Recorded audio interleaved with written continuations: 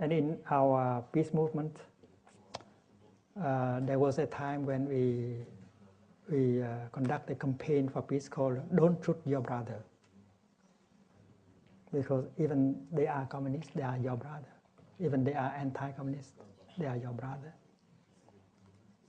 It's stupid to use foreign weapons to shoot each other.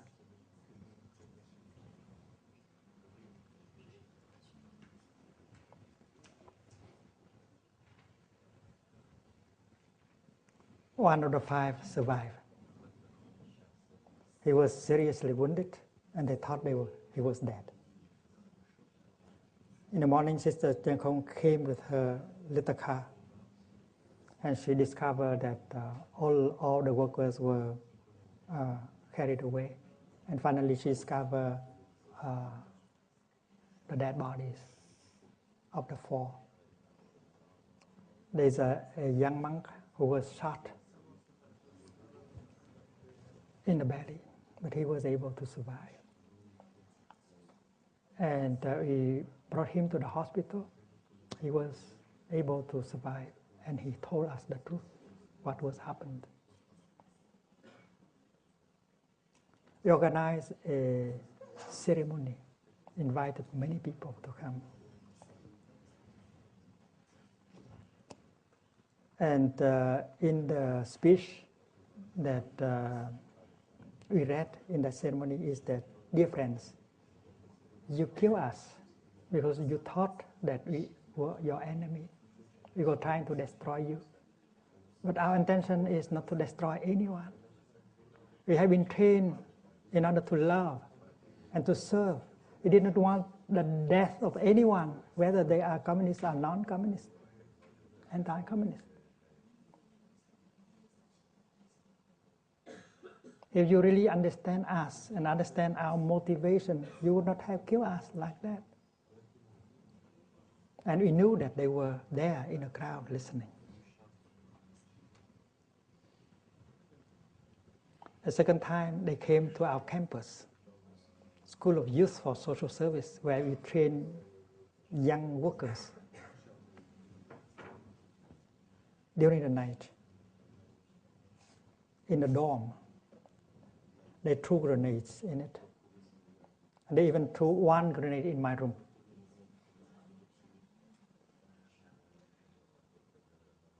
Grenade, the one thrown in my room was returned outside because there was a curtain inside.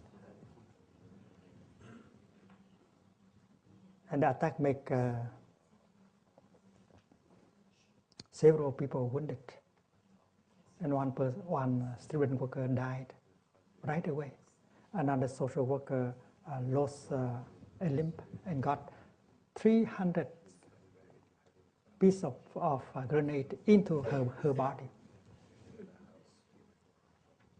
Her name is Hương, Bùi Thị Hương. She's a native of Bến Tre also.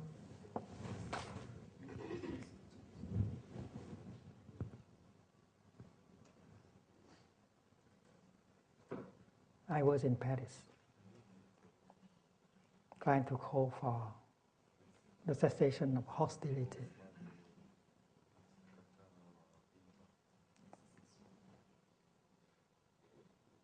And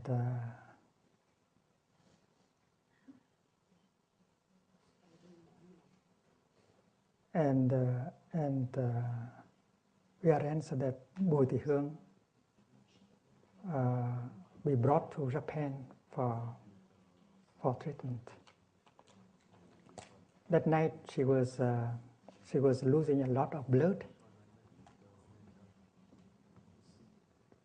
and thanks to a Japanese lady who was a volunteer worker at the School of Youth for Social Service, that she got enough blood to survive. And when she was sent to Japan, they told us that they had tried to extract the pieces of grenade that in her body. They have extracted quite a few hundred, because there's so many of them. Because this kind of anti-personal grenade, they are supposed to be broken into so many tiny pieces in order to hit as many people as possible.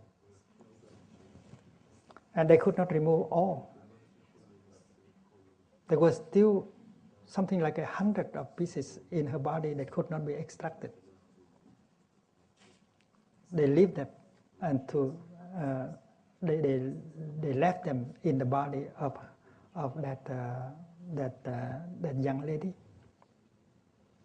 It was cold in Tokyo, and she cannot use the electric blanket, because if she uses the electric blanket, and then she feels funny because there were metal, piece of metals within herself.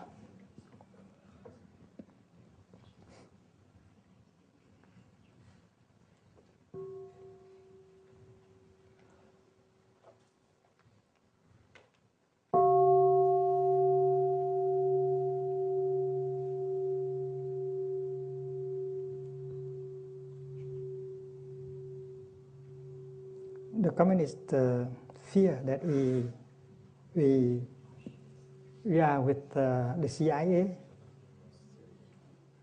with the anti-communists. They suspect us. The anti-communists fear that we disguise communists. So, and they have fear, but they have also suspicion. They have anger. And almost everyone was acting on the foundation of fear, anger, and suspicion. And that is the war from within.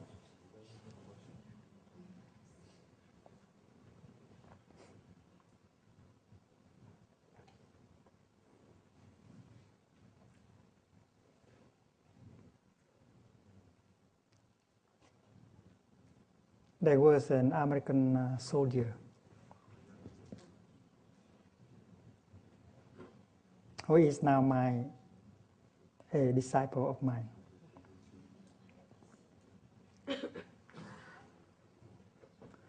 His unit was caught in an ambush, and most of the people in his unit was killed in the ambush. He and a few others survived. He was so angry. He wanted to revenge. He wanted to punish. So he went to the village where the ambush took place with the idea to retaliate. And guess what he did?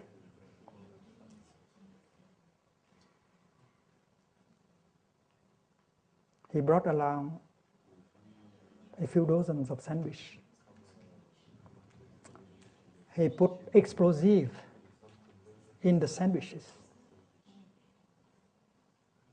And he left the bag of sandwich at the gate of the village, and he hid it himself, so that people who caught the sandwich, who are hungry, they would eat it and they would die.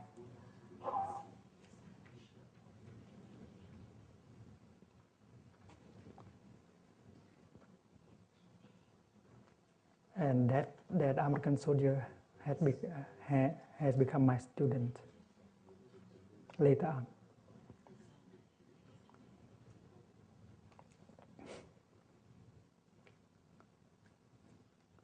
And he saw 5 children coming out.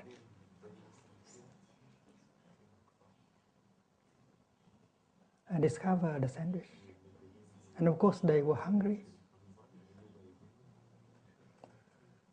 They ate the sandwich. And the American soldier, full of hate, full of idea of revenge, allow the children to eat.